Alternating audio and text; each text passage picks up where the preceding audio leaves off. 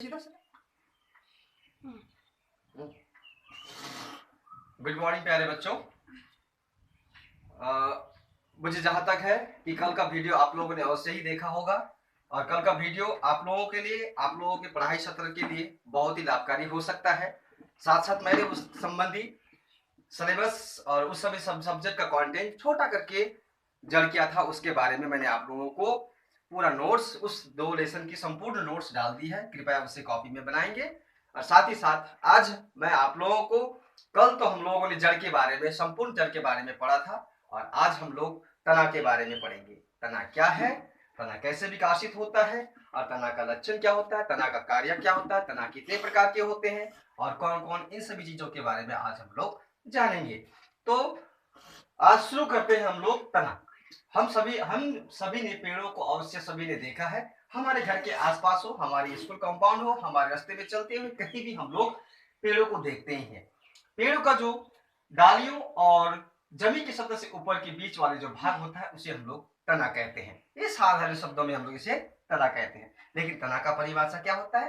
तना पौधे का वह अवरोही अक्ष है जो परांकुर के दीर्घकारण के स्वरूप विकसित होता है। मतलब क्या होता है? तना वो अवरोही अक्ष है जो परांकुर से दीर्घकरण के बाद में, बहुत समय के बाद में क्या होता है, वो विकसित होता है। उसे ही हम लोग तना कहते हैं। तना ये कष्टीय होता है और ठोस होता है और बेलन का रचना का होता है।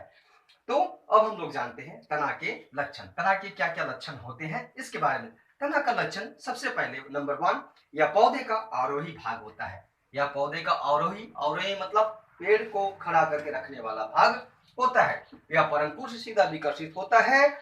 तने की सतह पर बहुकोशीय रोम पाए जाते हैं। आप लोगों ने तना को देखा होगा, तने में छोटा छोटा उभरा हुआ भाग होता है जिससे बहुत सारे रोम पाए जाते हैं। इस पर शाखा प्रशाखा, पत्तियों तथा विभिन्न प्रकार की पत्तियां निकलती है। हम लोगों ने देखे हैं पेड़ के ऊपर बहुत सारी डाल होती है, शाखाएं होती है, उन शाखाओं के ऊपर पत्तियां लगी हुई होती हैं। अब तने के प्रकार, तने के विभिन्न भाग। तने के विभिन्न, एक प्राणरूपिक तथा रूपांतरित बेलनाकार संरचना है। इसके निम्न भाग होते हैं। तना जो होता है, तना एक प्राणरूप क्या होता है, बेलनाकार संरचना का होता है और इसका निम्न भाग होता है। सबसे पहले पल्प संधि, दूसरा होता है पल्प्स, तीसरा होता है पत्तियां और चौथा होता है कक्ष और पांचवा होता है कलिका। तो अब हम जानते हैं पल्प्स किसे कहते हैं। तने पर नियमित अंतराल पर कुछ उभरी हुई रचनाएं पाई जाती है जिन्हें हम लोग पल्प संधि कहते हैं। जैसे कि जब हम लोग तने को देखते हैं, तने में कुछ थोड़ा उभरा सा भाग होता है, जिस भाग से क्या होता है, कुछ रचनाएं पाई जाती है, उसे हम लोग पर्व संधियां कहते हैं। उसके बाद पर्व, 2 पर्व संधियों के बीच के भाग को पर्व कहा जाता है। पत्तियां, ये तने के पर्श भाग से निकलने वाली अति वृद्धियां होती है। क्या होता है? पत्तियां पेड़ पौधे के सबसे अग्रभाग में निकलने वाली होती है। उसके बाद कक्ष, पत्तियां तने से जिस कोण पर जुड़ी हुई होती है उसे हम लोग कक्ष कहते हैं। उसके लिए कलिकाएं भ्रूण प्ररोहण है। यह अविकसित तने एवं पत्तियों द्वारा बना हुआ होता है। तो जैसे हम लोग बच्चे अभी तने के बारे में पढ़े, पेड़ का ये जो भाग होता है यही हम लोग का तना होता है। इसे ही हम लोग विशेषकर तना होते हैं। ये गोल होता है और ये ठोस होता है और उसके बाद में ये बेलनाकार गोल संरचना होता है। अब आता है हम लोगों को, ये पढ़े हम लोग पत्ते के विभिन्न भाग पढ़े। अब हम इसके शाखा के बारे में पढ़ते हैं। शाखा यह मुख्य अक्ष के समान ही एक उपंग है। पत्तियों के कक्ष से विकसित होती है। इसके पर्व तथा पर्व संधियों, कक्षाक्ष तथा अग्रकक्ष तक कलिकाएं पर पाई जाती है शाखा।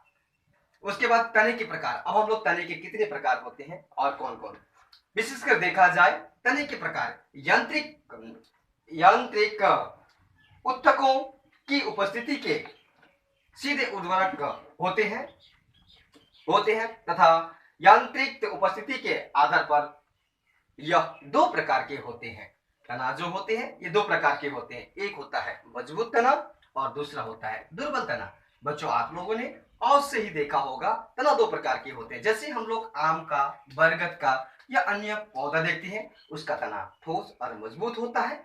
और बच्चों, आप सभी घरों में लौकी, सेम, कुमड़ा इत्यादि के तुम लोग पौधे को देखे होंगे, उसका तना दुर्बल होता है।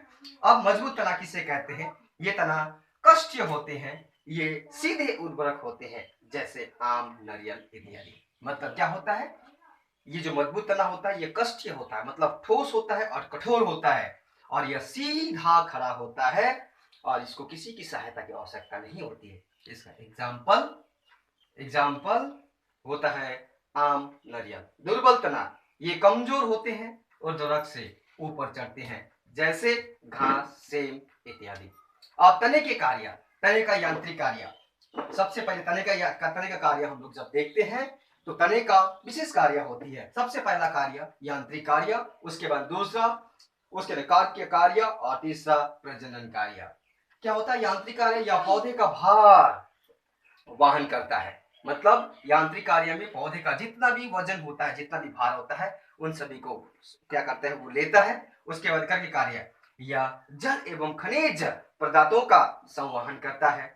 उसके बाद में यह पत्तियों से निर्मित खाद्य पदार्थों का संवहन करता है और एवं यह खाद्य पदार्थ का संग्रह भी करता है। उसके बाद में प्रजनन, कुछ पौधे के रूपांतरित तने से प्रजनन सहायता होता है, और कुछ पौधे के जो होता है प्रजनन की क्रिया, ये हम लोगों का पत्तियों के माध्यम से भी होता है। इसी प्रकार से बच्चे, आज ये तना जो होता है यहीं पर समाप्त होता है। आशा करता हूं कि आप लोगों यह मेरा वीडियो देखकर समझने की प्रयत्न करेंगे।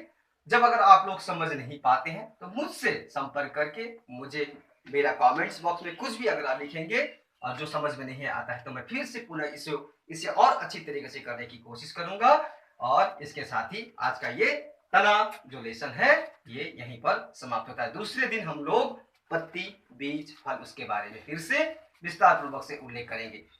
कृपया बच्चों यह ध्यान रखें कि आप लोगों का यस पूरा लेसन का नोट मैंने एक ही बार में ही भेजा है। कृपया उसे नोटबुक में बनाइएगा। Thank you.